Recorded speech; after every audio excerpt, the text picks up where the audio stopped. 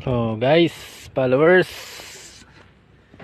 mga followers, papasok na naman kami.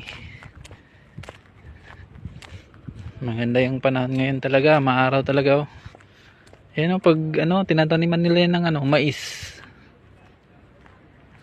Yan, lawak niyan hanggang doon yan oh. Hanggang doon sa dulo yan.